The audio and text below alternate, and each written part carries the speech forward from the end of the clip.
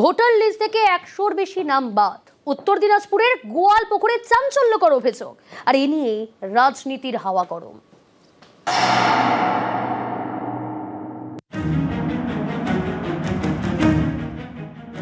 ছাব্বিশে বিধানসভা ভোট, পশ্চিমবঙ্গে এসআইআর চালু করছে নির্বাচন কমিশন। উত্তর দিনাজপুরে শুরু হয়েছে ভোটার তালিকা সংশোধনের কাজ। এই জেলারই গোয়ালপুকুরে 100-র বেশি ভোটারের নাম বাদ গিয়েছে বলে অভিযোগ, যা নিয়ে জোর শোরগোল। তৃণমূলের দাবি, সম্প্রতি তারা ভোটার তালিকা সার্ভের কাজ শুরু করে, তখনই সামনে আসে গোয়ালপুকুর 1 নম্বর ব্লকে একের পর এক ভোটারের নাম বাদ গিয়েছে। নির্বাচন কমিশনের পোর্টালে নাম নেই, একজনের এপিক নম্বরে অন্যের নাম। যাদের নাম বাদ গিয়েছে তারা চিন্তায়। 2024-এ ভোট দিয়েছিল আর এখানে নাম কাটে গেছে। কি করে বুঝলেন? ইনকোয়ারি গেছিল, ইনকোয়ারিতে দেখা যাচ্ছে নাম নাই। কি চাইছেন এখন? ভোটার লিস্টের নাম উঠাবো না। কি করে কাটানো আমি তো জানি না। এখন যখন আমি ইনকোয়ারি গেল আমার কাছে, তাই বললো যে আপনার নাম নাই। আমি এখানে আসছি, বেলার কাছে আসছি। ভোটার তালিকায় যাদের নাম বাদ গিয়েছে তাদের নিয়ে গোয়ালপুকুর 1 নম্বরের বিডিওর দ্বারস্থ হন তৃণমূল ব্লক সভাপতি। সকলের নাম তালিকায় তোলার আবেদন করেন।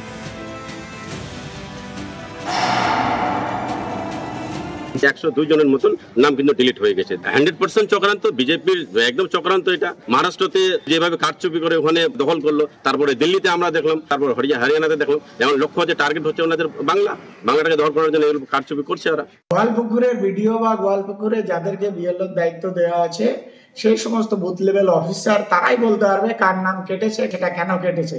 সেই জবাব তো বিএলওকে দিতে হবে। বিএলওর উপরে যে আছেন বিডিও, সেই জবাব বিডিওকে দিতে হবে। এখানে তো বিজেপি ভোটার লিস্ট তৈরি করেনি। গোয়ালপুকুর থেকে চঞ্চল মোদক, নিউজ 18 বাংলা। ধর্ম নিয়ে রাজনীতি করছে বিজেপি, ধর্মের নামে অধর্ম পালন।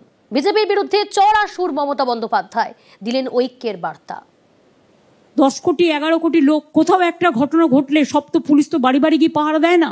একটা ঘটনা ঘটেছে, পুলিশ সঙ্গে সঙ্গে অ্যাকশন নিয়েছে। তোমরা তো সবচেয়ে বড় আনসেফ পার্টি। তোমরা দেশটাকে সর্বনাশ করেছো, মানুষকে সর্বনাশ করেছো, সংবিধানকে সর্বনাশ করেছো, গণতন্ত্রকে সর্বনাশ করেছো, আর ধর্মের নামে অধর্ম পালন করছো। কই আমার সাথে তো কোনোদিন হোলি খেলা নিয়ে রাজস্থানীদের কোনো ঝগড়া হয়নি। আবার আমি যদি তাদের সাথে অংশগ্রহণ করি, তখন আমাকে বলবে দেখো দেখো কি করছে। আমি বেশ করেছে, করবে। আমি যদি গুজরাটের সাথে সাথ দিই, তোর কি? আমি যদি রাজস্থানীদের সাথে সাথ দিই, তোর কি? আমি যদি বাংলার কালচারকে সাথ দিই, তোর কি? আমি যদি রমজানে যাই, তোর কি? আমি যদি গুরুদুয়ারা যাই, তোর কি? আমি যদি বড়দিনে যাই, তোদের কি?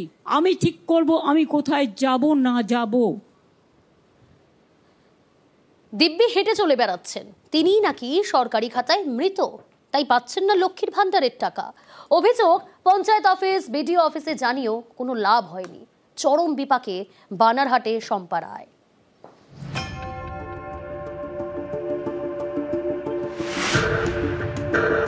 জলপাইগুড়ির বানারহাটের সাকুয়াঝোড়া 1 নম্বর গ্রাম পঞ্চায়েত। এখানকার বাসিন্দা শম্পা রায় দিব্যি কাজকর্ম করে বেড়াচ্ছেন, অথচ সরকারি খাতায় এই শম্পাই নাকি মৃত। তাই সরকারি সুযোগ সুবিধাও পাচ্ছেন না। অভিযোগ, মে মাস থেকে শম্পার ব্যাংক অ্যাকাউন্টে ঢুকছে না লক্ষ্মীর ভান্ডারের টাকা, মিলছে না রেশনও। খোঁজ নিয়ে শম্পা জানতে পারেন সরকারি খাতায় তিনি নাকি মৃত, তাই বাতিল হয়ে গিয়েছে রেশন কার্ড এবং আধার কার্ড। লক্ষ্মীর ভান্ডারের টাকাও ঢুকছে না। শম্পার দাবি, পঞ্চায়েত অফিস এবং ব্লক অফিসে জানিয়েও লাভ হয়নি। 6 মাস ধরে এক অফিস থেকে অন্য অফিসে ঘুরতে ঘুরতে হয়রানির এক শেষ। আমার শ্বশুর মারা গেছে, ওই জায়গায় আমার আধার কার্ডের নাম্বার বসিয়ে দিছি। আমি লক্ষ্মী ভান্ডারও পাই না, রেশনও পাই না। এখন আমি জানি না, 6 মাস আগে এখন জানি বলে আমি মৃত।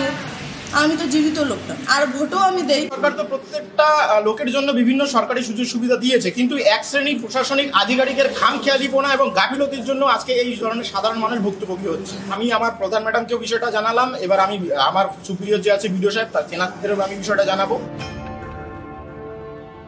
জানার পর বাড়িতে স্টাফ পাঠিয়েছিলাম, পরে অ্যাপ্লিকেশন নিয়ে সেটা আমার জেলাতে আমি পাঠিয়েছিলাম। অলরেডি মনে হয় সেটা জেলা থেকে লক্ষ্মীর ভান্ডারটা ওনার করে দিয়েছে, মানে কারেকশনটা করে দিয়েছে। ওনার আধার কার্ডটা হয়তো দিয়েছেন, কারেকশন করে দিয়েছে, হয়তো এটা অ্যাপ্রুভালে একটু সময় লাগছে, সেটা আমি দেখে নিচ্ছি। বানারহাট থেকে রকি চৌধুরী, নিউজ 18 বাংলা।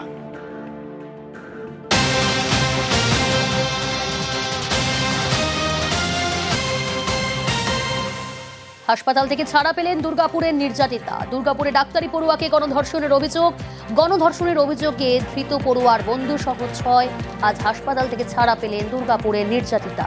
আরো বিস্তারিত জানাবে অর্পণ রয়েছে আমার সঙ্গে। অর্পণ, হাসপাতালের তরফ থেকে কি জানানো হলো, কেমন রয়েছে তার শারীরিক অবস্থা? দেখো, 8 দিনের মাথায় নির্যাতিতা দুর্গাপুরের বেসরকারি হাসপাতাল থেকে আজ ছাড়া পেল। মূলত এই চিকিৎসকরা তারা ছাড়ার সিদ্ধান্ত নিয়েছে, কারণ তার মানসিক এবং শারীরিক অবস্থা স্বাভাবিক রয়েছে। সেই কারণেই মূলত চিকিৎসকরা তারা সিদ্ধান্ত নেন এবং বেসরকারি মেডিকেল কলেজ হাসপাতাল থেকে তারা একটি প্রেস বিজ্ঞপ্তির মাধ্যমেই কিন্তু তারা এই কথা জানান এবং তারপরেই কিন্তু হাসপাতাল থেকে তাকে ছাড়া হয় এবং তারা পরিবারের সেফ জায়গায় রয়েছে, এমনটাই জানা যাচ্ছে সূত্রে। বেশ, দুর্গাপুরে ধৃতদের বাইক বাজেয়াপ্ত। ডাক্তারি পড়ুয়াকে গণধর্ষণের অভিযুক্তদের বাইক ও সাইকেল বাজেয়াপ্ত। ঘটনাস্থল থেকে নমুনা সংগ্রহ ফরেনসিকের, মাটি থেকে রক্তের নমুনা সংগ্রহ ফরেনসিকের।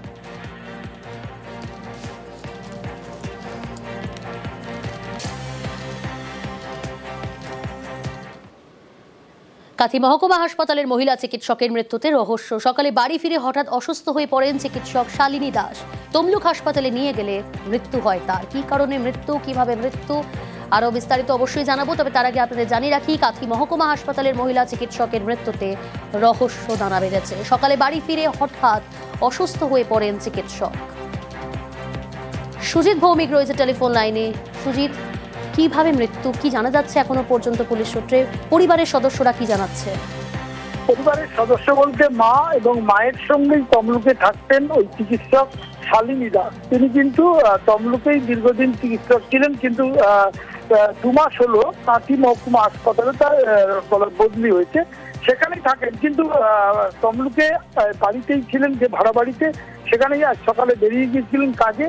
ফিরলেন, ফেরার পর মায়ের সঙ্গে কথা বলেন, কিন্তু ঢোকার পর দেখা যায় যে মাথা ঘুরিয়ে পড়ে যাওয়া এবং তার মৃত্যু। কেন মৃত্যু, কি হয়েছিল, তার মধ্যে কি ঘটনা, সবটাই কিন্তু পুলিশ তদন্ত করে দেখছে এবং ঘটনাস্থলে এসডিপিও তমলুক যাওয়ার পর জিজ্ঞাসাবাদও করছেন তাকে এবং কি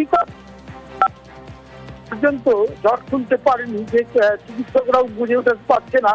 কিন্তু ময়নাতদন্ত হচ্ছে এবং তমলুকে ময়নাতদন্তের পর আরো জানা যাবে। কিন্তু এ ধরনের মৃত্যু 31 বছর বয়স, অর্থাৎ মৃত্যুর কারণ এখনো পর্যন্ত স্পষ্ট নয়। ময়নাতদন্তের পর জানা যাবে কিভাবে, কি কারণে মৃত্যু। আমরা যা ইনফরমেশন পেয়েছি, ইনফরমেশন অনুযায়ী একটা ইউডি কেস রেজিস্টার্ড হয়েছে আর বডি আমরা পোস্টমর্টমের জন্য পাঠিয়েছি। এখন অবধি যা ইনফরমেশন আছে আমাদের কাছে, উনি এখানে ভাড়া বাড়িতে থাকতেন আর অসুস্থ ছিলেন। ওনার হাতে চ্যানেলও লাগানো ছিল যখন ওনাকে শিফট করা হয়েছে হসপিটালে। অ্যানেস্থেসিয়া ডক্টর ছিলেন। ওটা আমরা দেখছি যে কি ইস্যু ছিল, ঘটনা তদন্ত চলছে। মালদায় ক্লিনিকে ঢুকে হাতুড়ে ডাক্তারকে বেধড়ক মার, আগ্নেয়াস্ত্র দেখিয়ে হুমকি। অভিযোগ, এই মস্তানির পরে 2 মাস পেরিয়ে গিয়েছে, আজও অভিযুক্তদের গ্রেফতার করেনি পুলিশ। পূর্ব মেদিনীপুরেও দুষ্কৃতী তাণ্ডব একটি খাবারের দোকানে।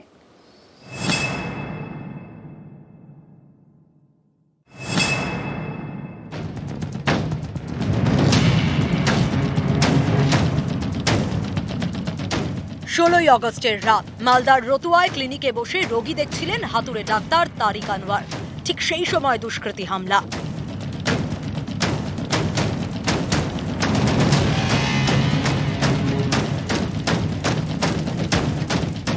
এই দেখুন, একজন আগ্নেয়াস্ত্র উঁচিয়ে শাসাচ্ছে।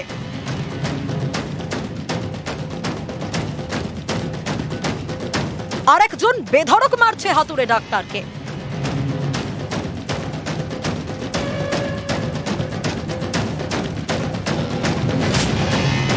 রতুয়ার চাঁদমণি 2 নম্বর গ্রাম পঞ্চায়েতের বিলহুল। এখানকার বাসিন্দা তারিক আনোয়ার, হাতুড়ে ডাক্তার। তার প্রতিবেশী জিয়াউল হক। অভিযোগ, জিয়াউল হকের পোষা ছাগল তারিকের চাষের জমিতে ঢুকে পড়ে। এ নিয়ে দুজনের বিবাদ, যা চরমে পৌঁছয় 16ই আগস্ট রাতে। অভিযোগ, 4 দুষ্কৃতী তারিকের ক্লিনিকে হানা দেয়, আগ্নেয়াস্ত্র উঁচিয়ে খুনের হুমকি দেয়, বেধড়ক মারধর করে, এরপর চম্পট দেয়। এর পিছনে রয়েছে প্রতিবেশী জিয়াউলের হাত। এই নিয়ে শামসি ফাঁড়িতে অভিযোগ জানান, কিন্তু 2 মাস পেরিয়ে গেলেও দুষ্কৃতীদের পুলিশ গ্রেফতার করেনি বলে অভিযোগ। জিয়াউলের গরু ছাগল ছেড়ে দেয় ওনার গরু এসে আমার খেতে খেয়ে নেয়। ওরা বলে বাঁধবানা, মারবি নাকি, কাটবি নাকি, অকথ্য ভাষায় গালিগালাজ দেয়, প্রাণনাশের হুমকি দেয়। ওসি সাহেবকে বলবো যে শামসুদ্দিন আনসারি এবং শহীদুল্লাহ এরা সব কিছু জানে, এদের ষড়যন্ত্রে আমার বাড়ি এই লোকজন এসছিল।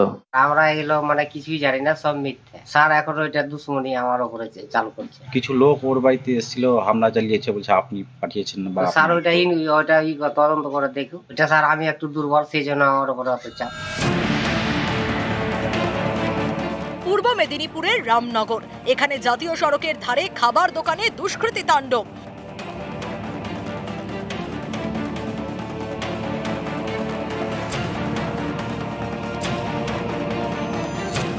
শুক্রবার ভোরে দোকানে ঢোকে কয়েকজন দুষ্কৃতী।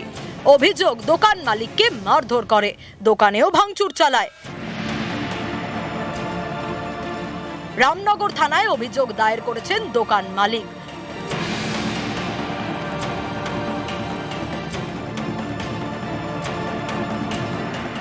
মালদা থেকে ক্যামেরায় লিপেশ লালার সঙ্গে সেবক দেব শর্মা এবং পূর্ব মেদিনীপুর থেকে পঙ্কজ দাশরথী, নিউজ 18 বাংলা।